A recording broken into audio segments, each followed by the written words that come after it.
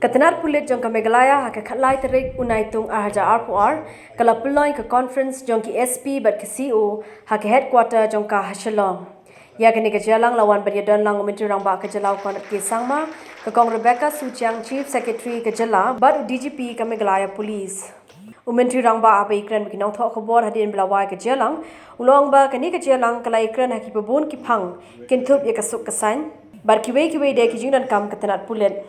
We have decided that cranes and ambulances will be given to the high traffic zone districts and accident prone districts to enable them to serve the people better.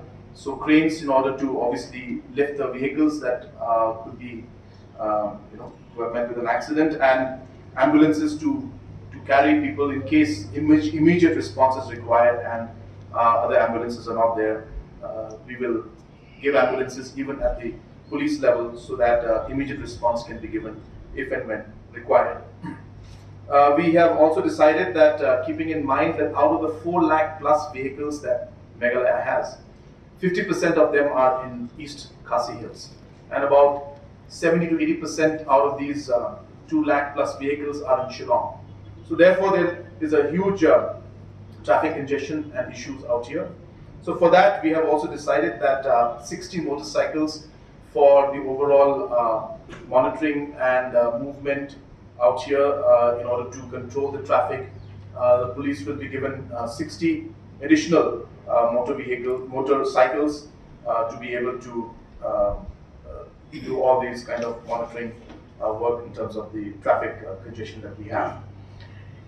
We have also been apprised that a large number of the districts and the police forces do not have sufficient accommodation, and from the records that we were shown, almost there is a dissatisfaction level. That means a large number of them, almost 70% plus, do not have proper accommodation and they have to stay in rented places.